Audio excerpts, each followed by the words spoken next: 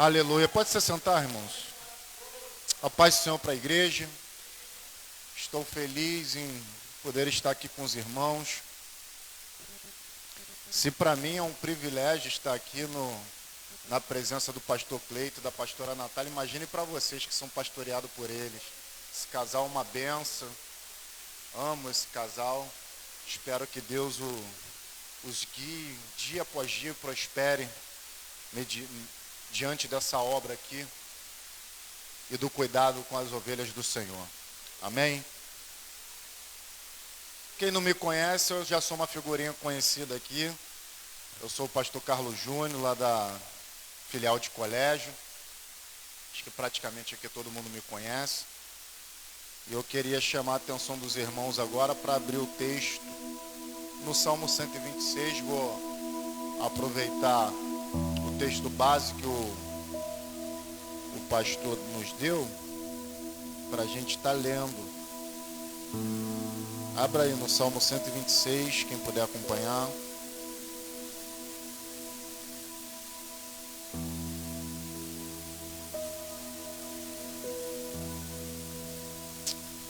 Eu creio que eu posso compartilhar algumas coisas com os irmãos nesse salmo.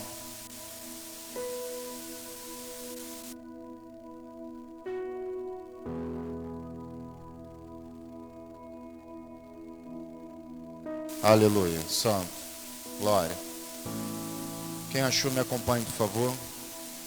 Quando o Senhor trouxe do cativeiro os que voltaram a Sião, estávamos como os que sonham. Então a nossa boca se encheu de riso, e a nossa língua de cânticos. Então se dizia entre as nações: grandes coisas fez o Senhor a estes. Grandes coisas fez o Senhor por nós. E nos regressar outra vez do cativeiro, Senhor, como as correntes do sul. Os que semeiam em lágrimas cegarão com alegria.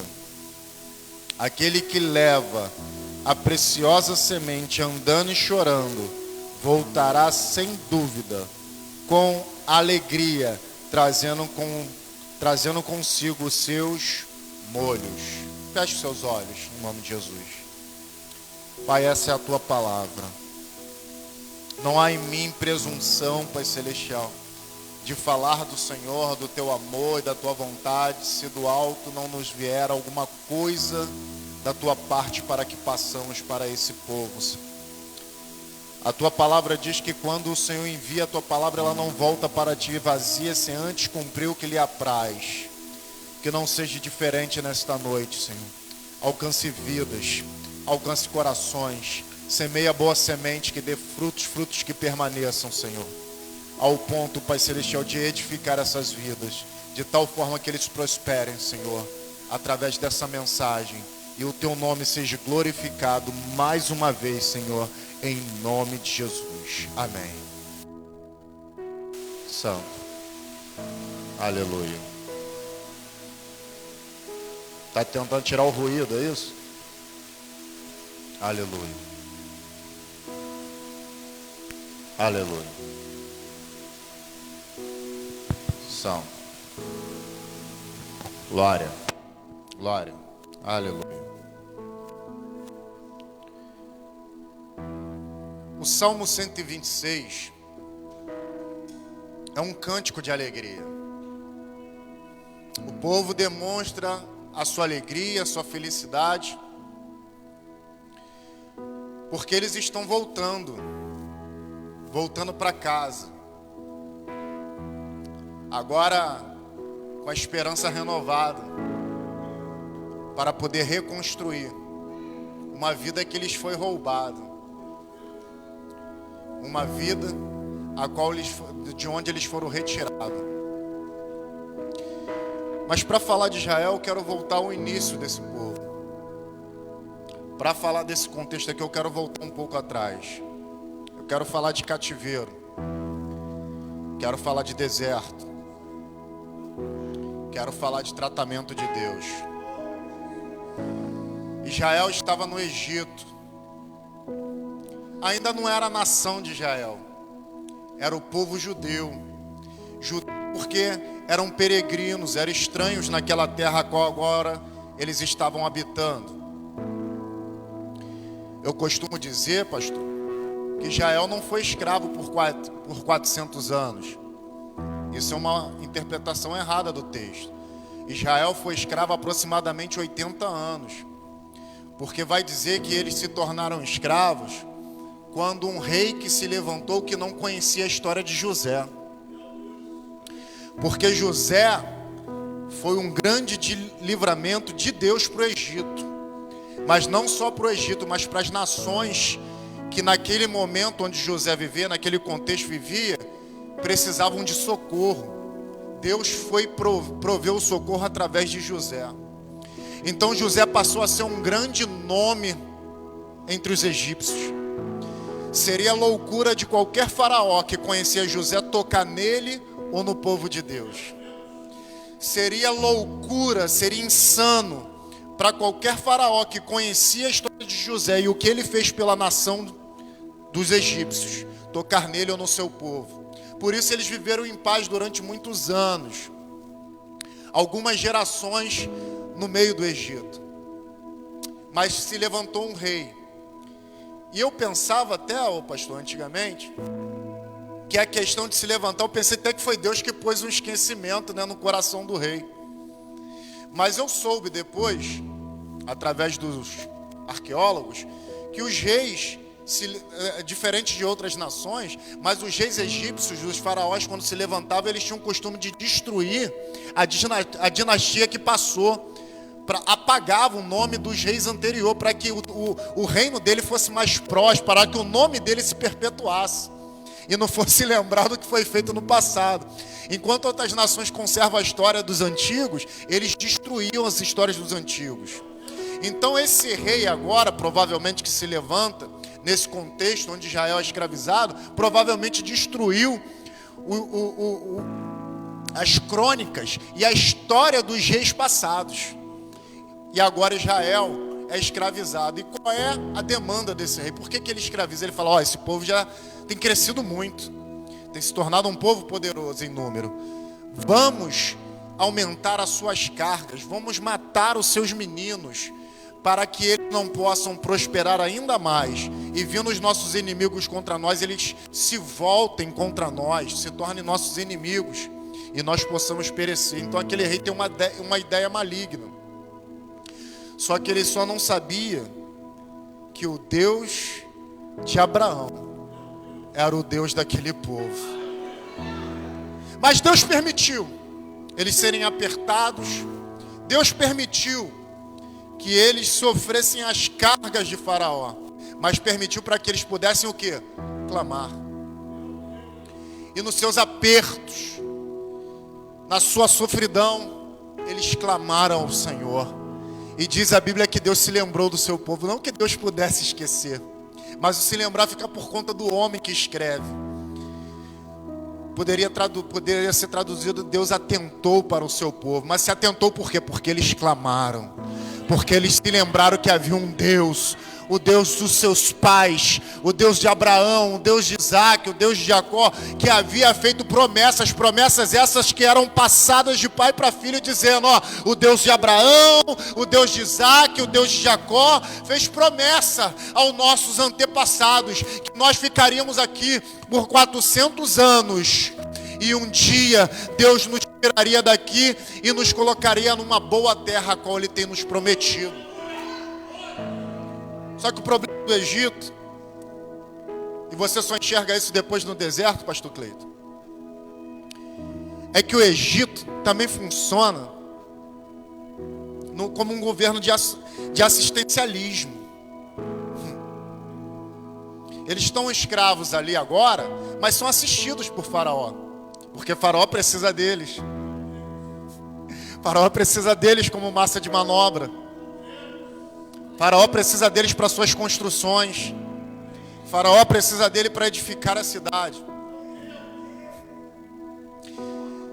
Eu não quero falar de liderança, eu quero falar de governo. No governo passado, antes desse, atual, a retórica ou A epígrafe do governo era o assistencialismo. Construir um assistencialismo. Mas o assistencialismo, ele tem uma motivação, irmãos. O assistencialismo, ele tem a motivação de dominar. Você vai em qualquer país comunista, cuja a retórica ou a mensagem é de assistencialismo, você vai ver como é que o povo de lá vive. Eles vivem dominados. Eles não têm liberdade de se expressar, de ser, ou de possuir, ou de ter. Eles não têm liberdade, eles são cativos. Mesmo que não sejam aprisionados, eles são cativos por causa do ideal daquele governo. Mas o governo dá o assistencialismo. E o assistencialismo impede que eles sejam livres para possuir, livres para progredir, livres para crescer, livres para prosperar. Porque eles têm que se contentar com pouco, o pouco que o governo dá. É inadmissível num governo assistencialista que as pessoas prosperem. Porque elas não podem ser independentes, elas têm que ser dependentes. Porque aquele governo precisa delas. Aquele governo precisa que elas estejam nessa posição. Aquele governo precisa que aquelas pessoas encarem essa ideia. E o grande problema disso tudo é quando as pessoas também se acostumam a isso. A serem assistidas. Porque gado manso a gente leva para onde quer.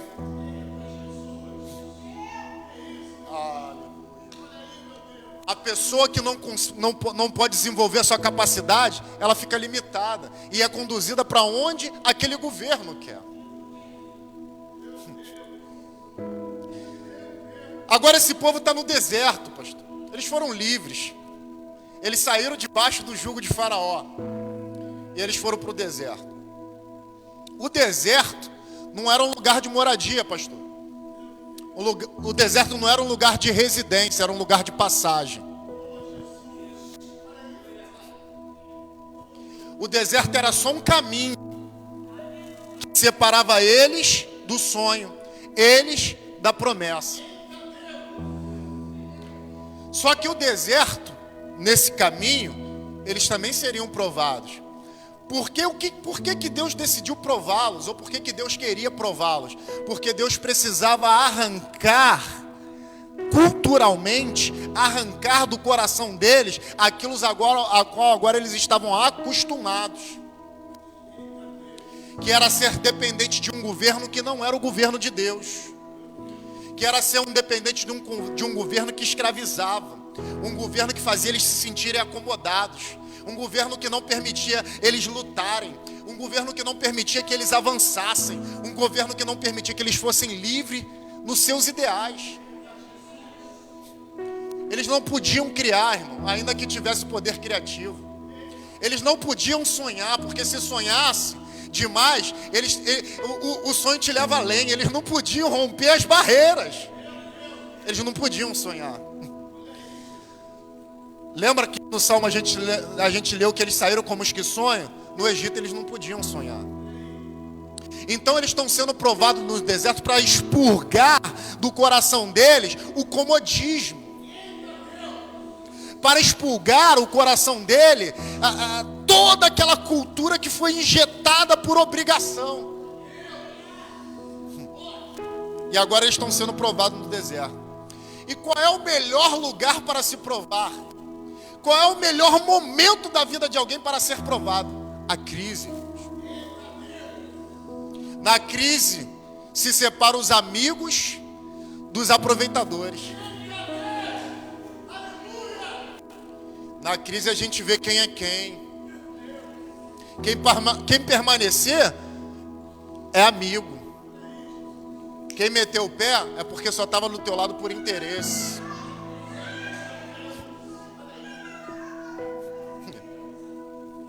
Às vezes esse que é teu amigo já te feriu até algumas vezes.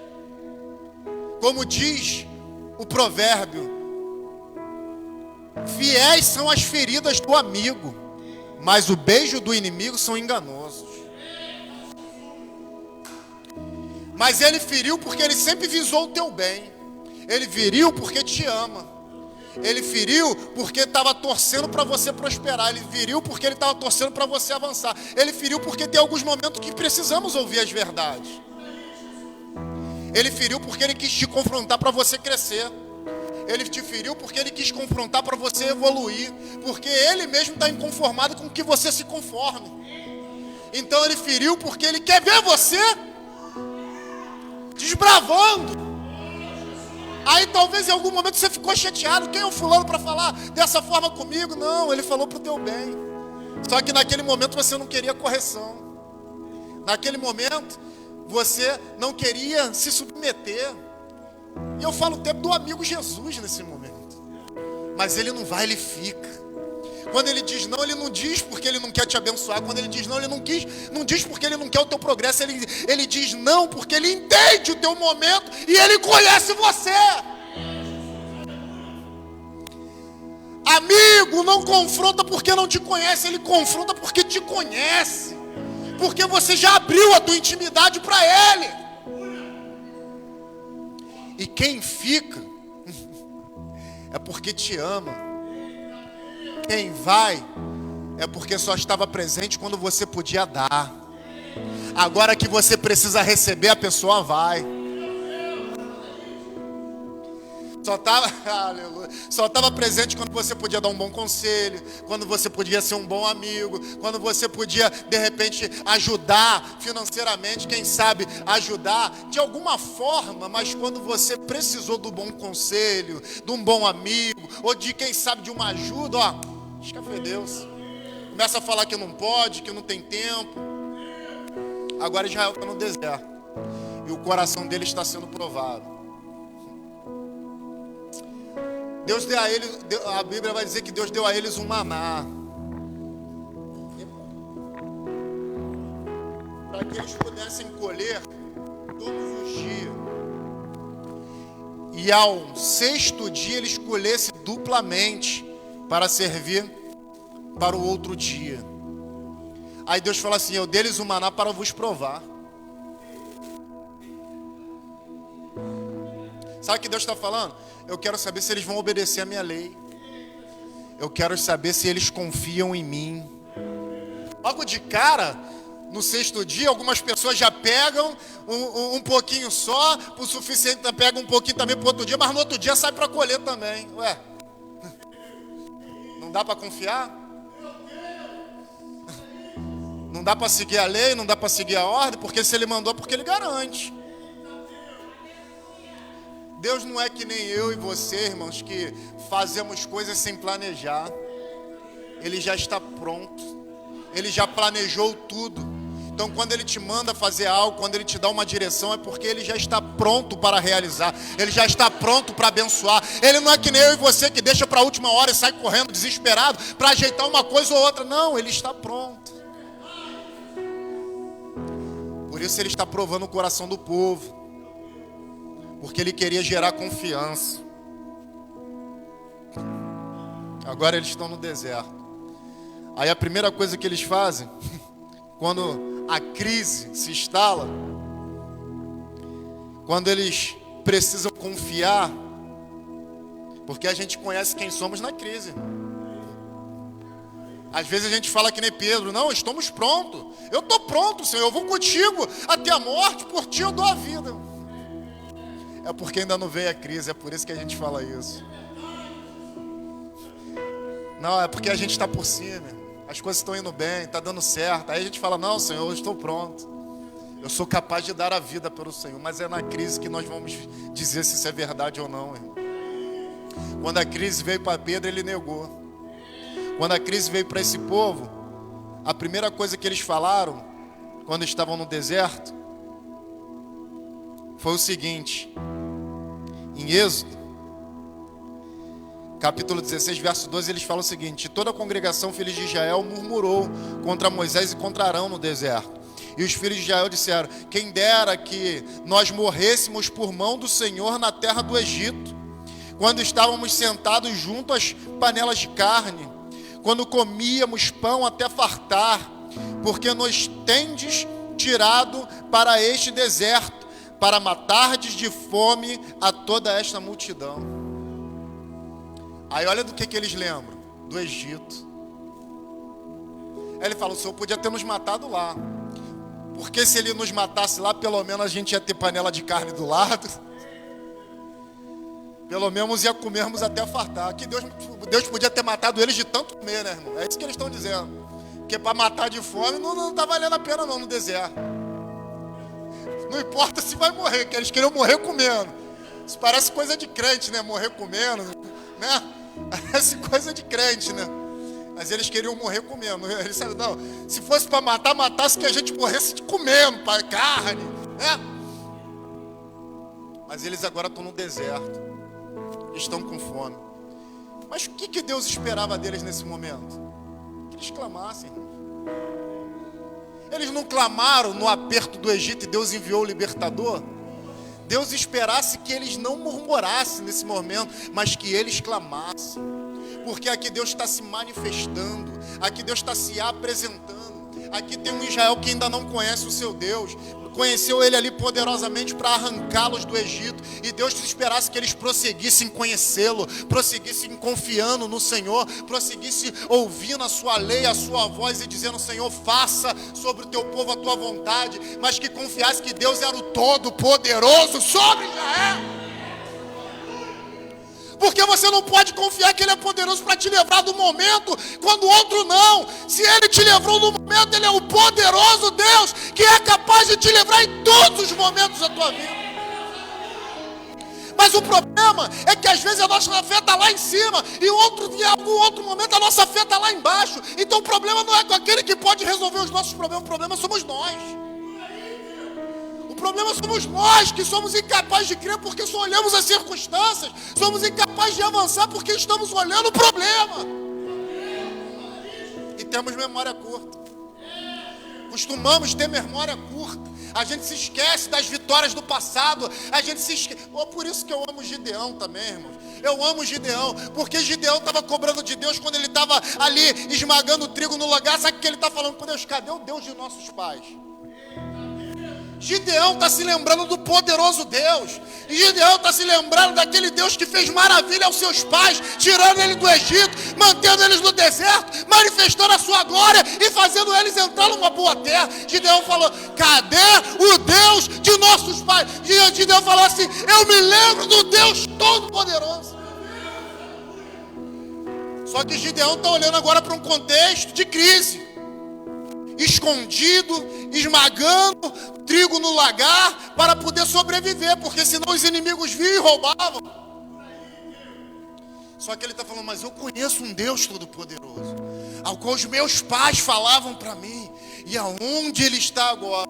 É por isso que Deus se manifesta a Gideão e fala, Gideão, vai nessa tua força. Porque naquele momento não havia ninguém perguntando por Deus.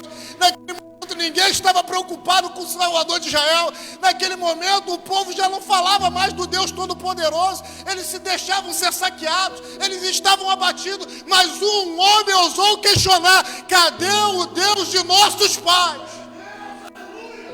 Quem sabe você é aquele que pode dizer, cadê aquele Deus que me salvou outrora? Cadê aquele Deus que me chamou? Cadê aquele Deus que me fez promessa? E eu tenho uma resposta para você nessa noite. Ele está aqui dizendo, vai nessa tua força, volte a clamar, volte a confiar em mim, e tu verás que eu sou o Todo-Poderoso ainda na sua vida.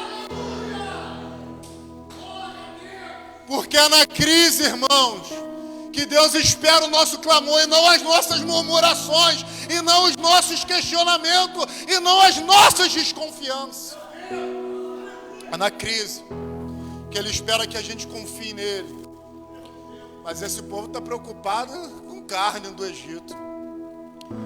Percebe-se claramente que eles se acostumaram com o assistencialismo, que eles não estavam acostumados a desbravar. Eles não estavam acostumados a avançar. Só que a terra, escute isso comigo, a terra a qual seria conquistada, Deus não ia matar aquele povo para que Israel entrasse lá com os corpos todos pelo chão, não. Porque se Deus fizesse isso, fariam eles lembrassem o quê? De como era no Egito. Só que Deus quer que eles sejam um povo que vive pela fé, mas que lute em nome do seu Deus. Porque lutar pela fé não é ficar sentado em casa esperando as coisas acontecerem. Lutar pela fé não é esperar o resultado, irmãos, você parado. Lutar pela fé é você saber que o Deus Todo-Poderoso é quem pode te conceder, te acrescentar e te fazer vencer. E você vai em nome dele adiante. Porque tem gente que acha que ter fé é só acreditar que Deus é todo-poderoso. Não, Ele quer ser todo-poderoso através da tua vida. Às vezes você está falando, meu Deus é todo-poderoso, então eu vou sentar aqui, vou cruzar os braços, vou ligar a televisão, vou assistir um Netflix, vou continuar no Facebook e no WhatsApp, porque o meu Deus todo-poderoso agirá a favor da minha vida. Não, crente. Eu estou ensinando a você definitivamente nessa noite, o teu Deus é todo-poderoso, mas Ele quer te ensinar a ser livre. O teu Deus é todo-poderoso, mas Ele quer ensinar você a desbravar. O teu Deus é todo-poderoso, mas Ele não te chamou para o cativeiro, Ele te chamou para libertação. Ele te chamou para você meter a mão no arado e não olhar para trás e fazer tudo em nome dEle.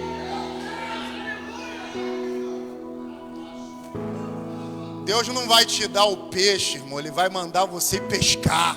E vai falar, vai debaixo da minha palavra, que quando eu mandar você lançar, vai dar peixe. Uou, aleluia. Tem gente que está esperando o barco chegar na areia para falar, tem peixe aí para mim?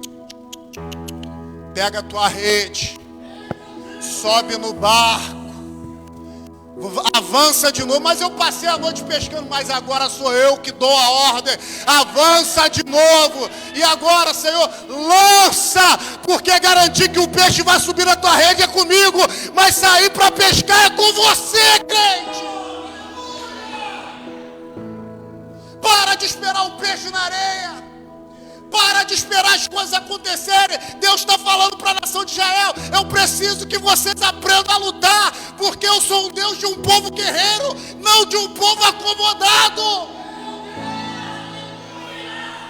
Você tem sonho, quer fazer a faculdade, porque não começou a estudar para fazer o Enem. Você tem sonho de um cargo melhor no seu trabalho, seja o melhor funcionário, faça-se como se fosse para o Senhor.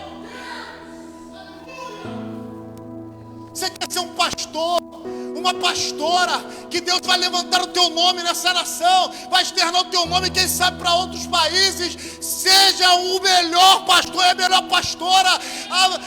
Cuide das ovelhas do Senhor, trabalhe incansavelmente para que o teu Deus te faça prosperar. Porque nada vai acontecer se você não fizer.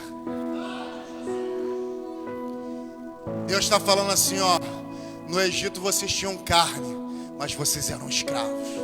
No Egito as panelas estavam abastadas, mas vocês não poderiam crescer, não poderiam prosperar. Vocês tinham que se contentar somente com aquilo. Agora vocês vão ter que lutar, vocês vão ter que invadir essa terra para matar o inimigo. Mas eu tenho uma garantia, eu sou o Todo-Poderoso para vos garantir a vitória. O que mais que você precisa, Israel? A gente quer carne, Senhor. Dá para dar? Tem carne. Aí Deus vai, envia as codornizes e enche Israel de carne. Só que poderia ser nesse contexto que eu estou cantando, mas foi em outro. Enquanto eles deveriam clamar, eles estavam reclamando. Porque se clama, o Senhor fala, não, filho, tem carne, eu mando carne. Mas aí não, eles falam, não, Deus não pode nos sustentar esse deserto. Aí a gente vem aqui para morrer, aí Deus envia a carne. Mas atrás da carne ele envia a praga também. A praga vem consumindo o povo, matando o povo. Aí corre Moisés com o incensário. Ai, pô, Senhor, tem misericórdia. Irmão, porque no final sobra para o líder. No final sobra para o líder. A igreja não ouve, o líder prega, o líder ensina, o líder mostra o caminho, a igreja não ouve, uma ouve, ele outra não ouve. Aí depois se embete no embaraço e tudo, aí vai lá o líder correr para ter misericórdia, clamar ao Senhor para que Deus possa ajudar.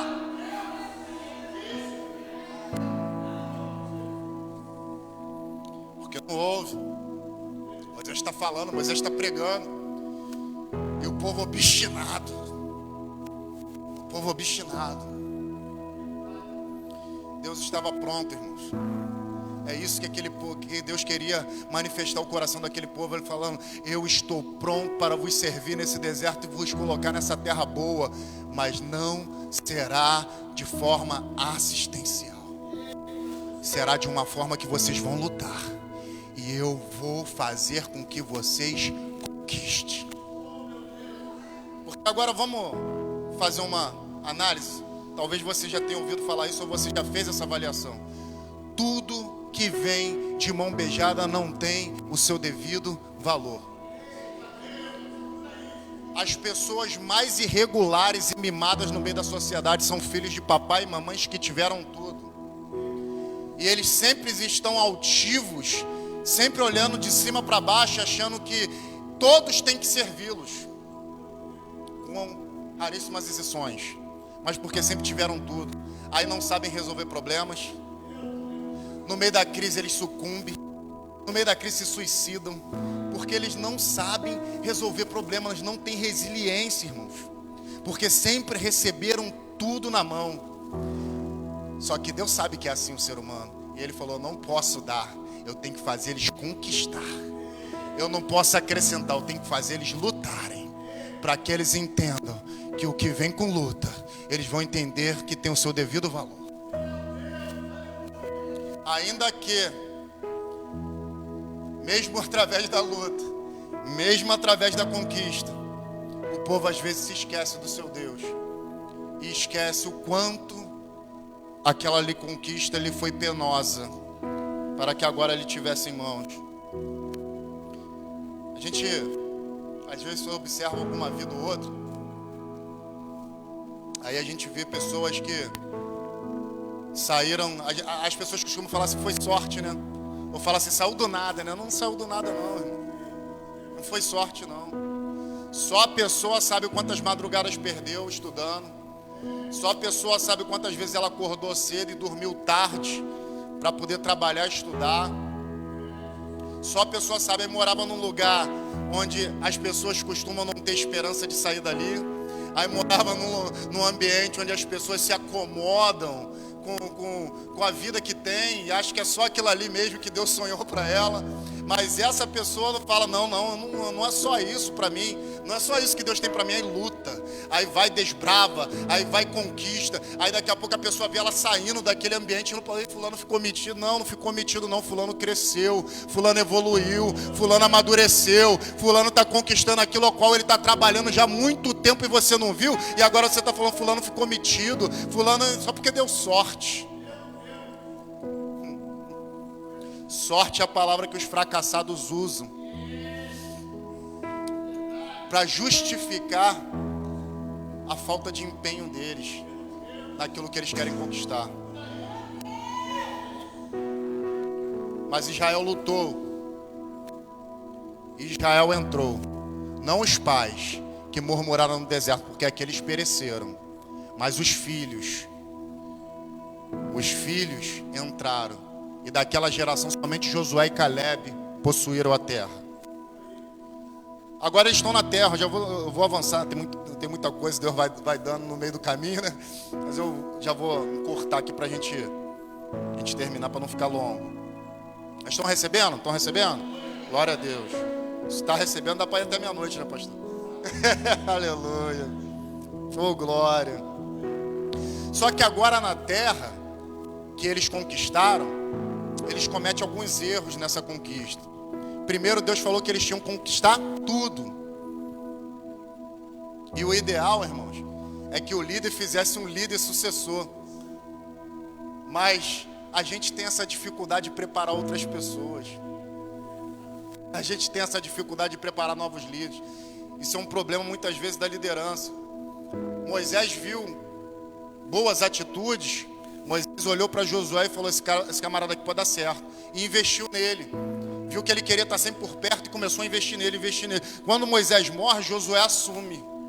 E Deus é com ele, falando: Moisés, Josué, Moisés, teu Senhor agora morreu. E agora eu preciso que você tenha bom ânimo, que você confie na minha palavra, que você guarde a minha lei dia e noite. E pense só numa coisa: todo lugar que você pisar eu vou te dar, Josué, porque eu sou contigo. A Josué crê naquela palavra e luta, só que Josué não prepara um outro líder. Ele assume a responsabilidade, faz bem. Só que o problema não é se você faz bem, você tem que capacitar para que outras pessoas façam também. Não é que você faz bem, tudo que você faz está tudo bem, glória a Deus. Mas você precisa legitimar uma outra pessoa para quando você não tiver, ela possa assumir e dar sequência ao trabalho de Deus. Porque a obra de Deus não pode parar. A obra de Deus é um organismo vivo que ela não pode parar nunca. Se alguém perece, Deus tem que levantar outro para dar continuidade. Porque se outro não estiver, aí sim a obra se perde o seu sentido.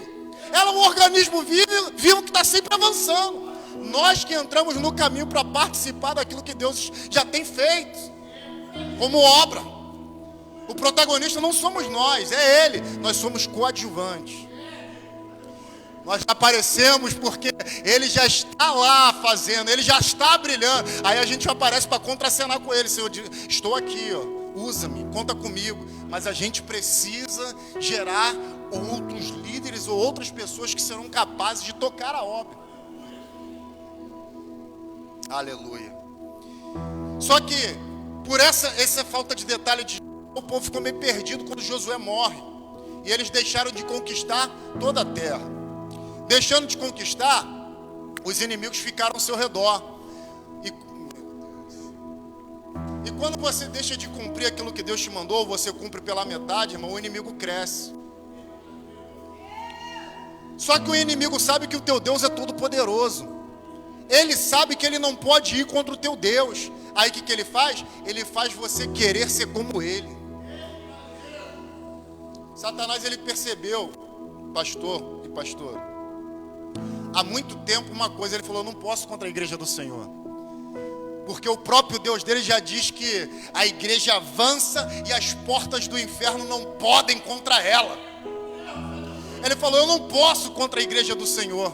Então o que eu preciso fazer? Eu preciso fazer com que eles tenham ciúme de mim.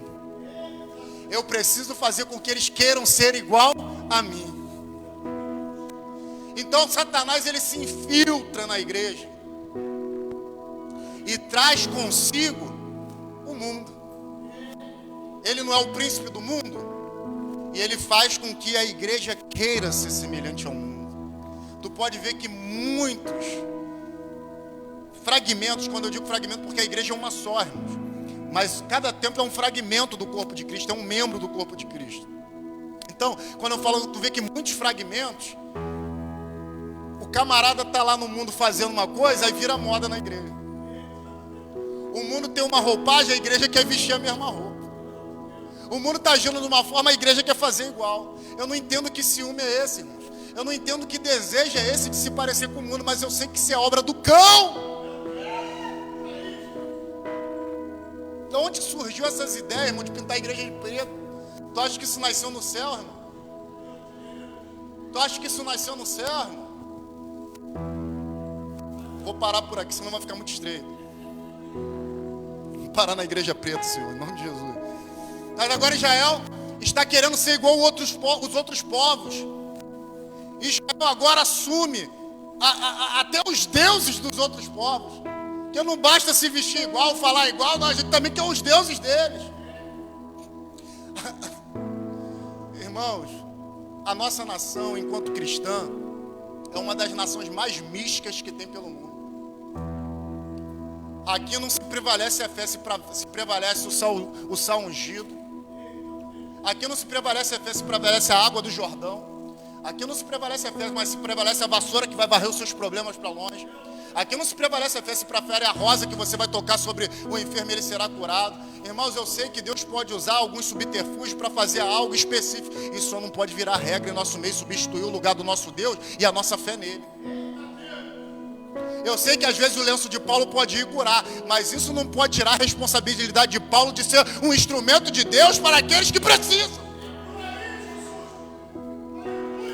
Só que a nossa nação é uma nação de superstição. E quando a gente adere superstições, a gente perde o alvo.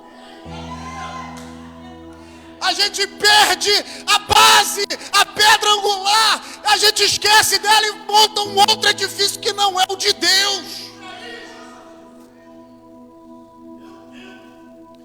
Pedro falando sobre isso, ele falou assim: vai chegar um tempo que vocês vão ser tomados por líderes que estarão interessados só de engordar da gordura das ovelhas. E eles vão pregar fábulas, superstições, e vocês vão dar crédito. Mas por que surgem líderes como esse? Porque é um povo que não suporta mais a sã doutrina, mas só quer ouvir o que agrada o coração, só quer ouvir que o líder pregue aqui, ó, Deus vai te dar a vitória, Deus vai te dar um carro, Deus vai te dar uma casa, Deus vai te dar um emprego, Deus vai fazer a tua vontade, porque você está sentado no trono e Deus está aqui, vai lavando os teus pés para poder te servir, porque Deus é teu servo. É porque Deus, ele é o gênio da lâmpada, a qual você esfrega a palavra de Deus e sai dali um gênio da lâmpada, e você faz 3 desejos, e ele fala: oh, estou aqui para fazer a sua vontade. Mas são só 3, hein? Senhor, não dá para fazer mais um. Não, é 3. É o que parece. É o que parece. As coisas se inverteram. Deus saiu do trono e o homem sentou no trono. A palavra é uma, e o homem deturpou a seu bel prazer, por causa de um povo que não suporta a verdade, mas querem que a sua vontade prevaleça. E hoje em dia as nossas músicas exaltam o homem e se esquecem de Deus. Hoje em dia as nossas mensagens põem o homem no altíssimo patamar e se esquecem de Deus. Só que a gente se esquece de um detalhe: é Deus que está no alto sublime trono, governando todas as coisas pelo seu eterno poder, e decidiu fazer-nos parte do plano dele, para que nós, enquanto formos obedientes, ele pode nos acrescentar tudo aquilo que qual necessitamos. Deus quer te fazer um homem, uma mulher segundo o coração dele. Só que, deixa eu só corrigir aqui, Deus quer achar em você um homem, uma mulher segundo o coração dele. Só que um homem segundo o coração não se faz, as pessoas demonstram ser. Só que, deixa eu te contar um detalhe aqui. Para quem é segundo o coração de Deus, ele dá tudo que essa pessoa precisa. Dá tudo que a pessoa precisa e ainda acrescenta mais. Como é que você pode provar isso, pastor Júnior? Tem isso na Bíblia? Tem. Davi agora está no auge do seu reinado. Davi conquistou todas as nações que estavam à sua volta. Agora havia paz. E quando se levantava em luta, eles sabiam que não podiam contra o exército de Davi, porque o Todo-Poderoso era ao lado dele. Mas vai dizer que no tempo que os reis saíam às guerras, Davi ficou no palácio. Está no auge. Está no auge. Quando está em paz, a gente costuma fazer besteira. Quando está em paz, a gente costuma imaginar muita coisa. Quem já ouviu falar que mente vazia é a oficina do diabo? Isso é uma verdade.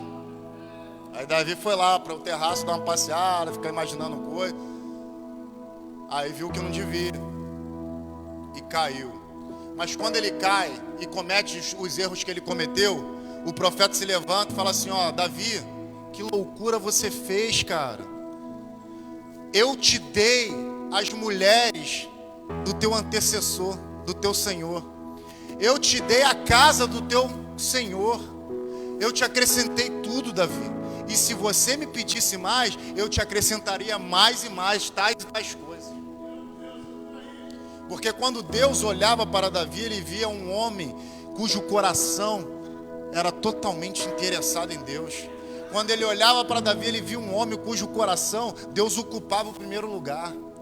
Quando ele olhava para Davi, ele via um homem cujo coração Deus não precisava nem pedir, que Davi já se voluntariava, dizendo: Senhor, eu odeio aqueles que te odeiam, e eu me oponho àqueles que se opõem ao Senhor. Aí eu penso que quando Davi fala essas coisas, Deus fala: lá meu garoto, ah lá o meu filho, ah lá o meu... Quem sabe Deus vai achar alguém aqui nessa noite assim, irmãos. Quem sabe Deus vai te achar assim. Hoje você está atrás das ovelhas malhadas, cuidando das ovelhas do Senhor, cuidando das coisas do Senhor, mas o teu coração está querendo Deus, o teu coração está voltado para Ele, e você está ansioso para encontrá-lo, para conhecê-lo e para fazer a vontade dEle, está ansioso para amar aquilo que Ele ama. Então Deus, quem sabe Deus vai encontrar aqui pessoas interessadas por almas, pessoas apaixonadas por outras vidas, apaixonadas por aquilo que Deus ama, e vai desbravar e vai fazer acontecer aquilo que Deus espera, e Deus, por causa disso, vai acrescentar tudo e tais aquilo que você precisa. Eu creio que dessa igreja de Vaz Lobo, Deus vai levantar homens e mulheres que vão ser conhecidos no Brasil e quem sabe no mundo. Porque o coração foi parecido com o dele, o coração estava totalmente desejando ele e falando: Senhor, eu amo aquilo que o Senhor ama. E por causa do teu amor, Deus vai te exaltar. E por causa do teu amor, Deus vai te colocar em lugares altos. E por causa do teu amor, Deus vai te dar um nome. Antes você era um Davizinho que tomava conta das ovelhas do teu pai, que ninguém te conhecia. Você era o filho de Jessé, o irmão de Aminadab, mas agora você é o rei Davi. Quem sabe você é que mora ali no Morro do Juramento, ou em qualquer lugar que as pessoas mal conhecem, nem sabem que existe no mapa. Mas agora Deus vai falando: se você amar a mim de todo o coração, de toda a tua alma, de todo entendimento, e empregar força para me amar, você verá o quanto eu sou capaz de ser fiel na tua vida e te exaltar e botar você no lugar favorável, onde homens e mulheres desejam, mas não têm capacidade de chegar, porque não me conhecem. Porque o problema não é aonde você chega. Tem pessoas que alcançaram altos patamares, mas o problema é o quanto você é capaz de se manter lá. E qual foi o caminho que você traçou até lá. Porque que ainda que seja algum momento da vida que você precisa sair para ir para um outro lugar, a tua história já diz quem você é. A tua história já conta para o legado, para que outras pessoas sejam influenciadas e tocadas e possam querer traçar o mesmo caminho. Porque nós não queremos ocupar um lugar onde uma pessoa corrupta está lá fazendo mal. Nós queremos ocupar um lugar onde pessoas justas estão lá e fazendo bem, fazendo a vontade de Deus e tocando outras vidas. Ninguém quer ser como o homem mau que ocupa o lugar alto. Ele pode até almejar o lugar alto, mas nunca quer ser igual ao homem mau. Mas se for você, o justo de Deus, que estiver ocupando o lugar, ele não vai querer só o lugar alto, ele querá ser como você.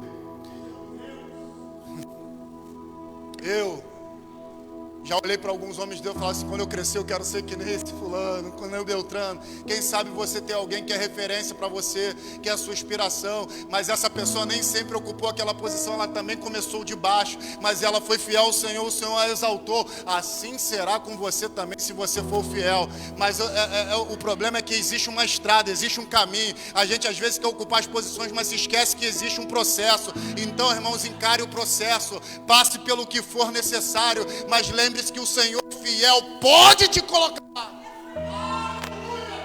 E quando você chegar lá, você está experimentado. E se tiver algum fustigador, algum molestador, você fala: ó, ninguém me moleste. Tu não pode falar isso. Tá vendo isso aqui, ó? São as marcas do meu chamado. São as marcas do processo que eu passei para ocupar a posição que eu estou. Eu não caí aqui de paraquedas. Eu tenho história, eu tenho histórico. Deus estava comigo no caminho e Ele me trouxe até aqui.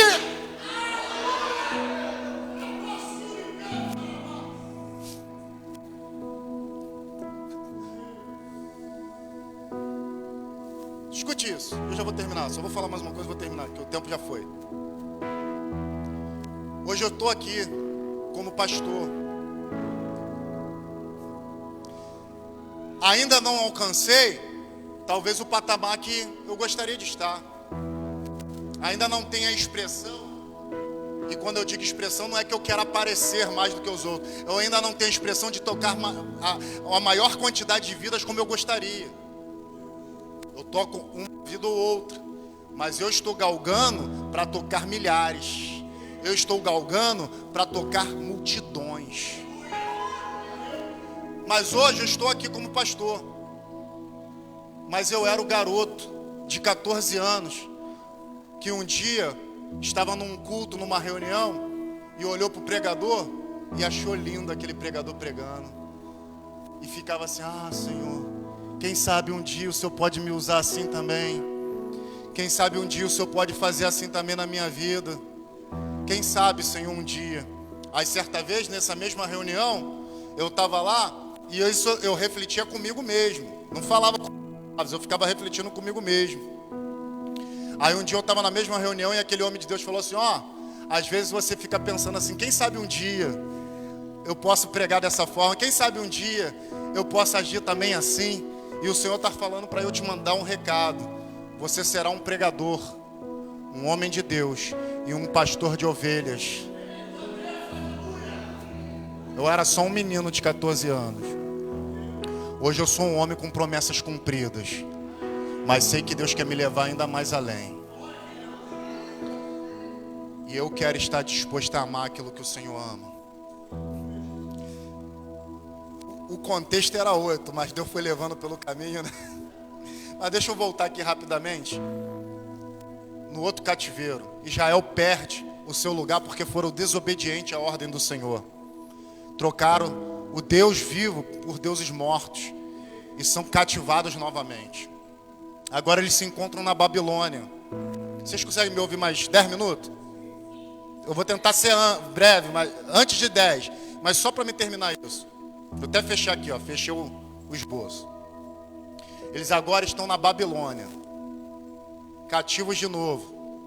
Só que não é o mesmo Israel que saiu do Egito. Agora é o Israel que teve experiência com Deus. Agora foi Israel que morou na terra prometida. Agora foi Israel que viu promessas cumpridas, tanto para sair do Egito, tanto no deserto, como agora na terra a qual eles habitavam. Só que foram desobedientes. Nós somos assim, irmãos. Nós somos aqueles que falamos que não vão fazer, fazemos de novo. Nós somos aqueles que fazemos votos e promessas e quebramos. Mas Deus ainda está procurando. Os olhos deles estão pela terra percorrendo. Aquele cujo coração se moverá retamente para com ele, para que ele possa ser forte para contigo. Deus não procura só os verdadeiros adoradores que o adoram em espírito e verdade. Ele também procura aquele cujo coração é reto para com ele. Sabe para quê? Para que ele possa ser forte, para que ele possa ser o Todo-Poderoso ao teu lado. Mas Israel agora está na Babilônia, cativo. Ezequiel 37 conta a história desse povo. O que estava ali não era uma nação morta. Algumas pessoas pensam que Ezequiel 37 é literal. Não é, aquilo é uma visão. Deus, ele pega Ezequiel, arrebata ele em espírito e leva ele num vale. Aquele vale era um vale de ossos sequíssimos. Era tão seco os ossos que quando Deus pergunta a Ezequiel, poderão viver esses ossos? Ele não ousa falar pode, ele fala, tu sabes. Porque Ezequiel, ainda que fosse o profeta, ele olha para a realidade e ele fala, irmão, tem jeito não. Ele não expressa, mas eu estou certo que ele pensou isso, irmão. Porque tu sabes é dúvida. Tu sabes é dúvida, tipo assim, eu não tenho resposta, só o Senhor. Isso é dúvida. Ele tem certeza, fala, não, Senhor, pode sim. Não, mas ele tem dúvida, ele fala, tu sabe. Aí ele está falando, irmão, tem jeito não, mas tu sabe, tu é o Todo-Poderoso. Ezequiel, profetiza. E debaixo da ordem do Senhor, ele profetiza, aqueles ossos se tornam uma grande nação, um grande exército diante de Deus. Só que depois ele vai dizer no verso 11 que aquele grande exército é a nação de Israel, que estava falando assim, a nossa esperança se foi e nós fomos cortados.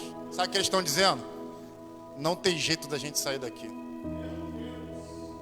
Já se passou tanto tempo.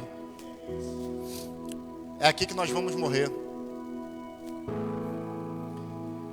A pior coisa para quem espera é não ter esperança. A pior coisa para um homem de fé, uma mulher de fé, é perder a sua esperança. Porque se ele perde a esperança, não tem motivos para crer. Nós somos salvos em esperança. Esperamos o Salvador voltar. Esperamos o Salvador vir montado num cavalo branco, com a sua glória, o seu exército, para nos restaurar a vida e nos dar um novo corpo, para onde Ele estiver, nós estejamos também. Nós fomos salvos em esperança. Esperamos que ainda que estejamos mortos, nós vamos ressuscitar com Ele, para com Ele encontrar nos ares e estarmos com Ele. Nós fomos salvos em esperança. Mas se não estivermos esperança que Ele volte, não tem motivo para crer. Israel agora está com a sua esperança morta. Aí Deus manda Ezequiel profetizar e falar o seguinte para Israel: eu vou tirar vocês do túmulo, eu vou abrir as vossas sepulturas e vou fazer vocês saírem do túmulo, e vou dar a vocês o meu espírito. Quem morre é quem deixou de ouvir a voz do Espírito. Quem perde a esperança é quem deixou de dar ouvidos à voz do Espírito. Mas quem tem ouvidos ouve o que o Espírito diz à igreja nesta noite. O Senhor é a vossa esperança, porque Cristo em vós, esperança da glória. Cristo em vós é a vossa esperança da glória. Não só a glória eterna que virá sobre a tua vida, mas a glória do nome dele sendo glorificado no teu nome. Quando você esperar, ele há de manifestar-se a você. Porque não há ninguém que possa contar a história de que confiou no Senhor e ficou confuso. Não há ninguém que possa contar sequer uma história de que confiou. Estou falando de balela, de história de carochinha não, irmão. De pessoas mentirosas. Estou falando de pessoas que confiaram no Senhor e ficaram confundidos. Aí eu vejo os inimigos de Israel agora, os babilônios no Salmo 137 falando: canta, Israel, canta as vossas canções que vocês cantavam lá em Sião. Aí eu vejo um Israel cabisbaixo, um povo triste, dizendo: como poderemos cantar nós? Os nossos canções, estando nós em terras estranhas, na terra dos nossos inimigos, as nossas harpas ficaram penduradas nas praças de Sião. Porque não dá, irmão, para cantar louvor estando subjugado pelo adversário. Não dá para cantar louvor estando sem esperança. Não dá para fazer festa se a esperança morreu. Irmãos, encara uma realidade comigo nessa noite. O justo ainda vive pela fé, e ele não pode recuar, porque senão a alma do Senhor não tem prazer nele. Foi a fé que nos trouxe até aqui, e é ela que pode nos fazer continuar. E hoje Deus está aqui dizendo: eu vou ressuscitar a esperança que morreu. Eu vou trazer de volta a esperança que se foi, para que o meu justo possa voltar a olhar para mim e saber que eu sou capaz de salvar. Oh Deus! Vem, Cleiton. Pega o microfone aqui. Aleluia, eu sinto Deus aqui, irmãos. Eu sinto Deus operando aqui. Se coloque de pé. Eu sinto Deus operando aqui.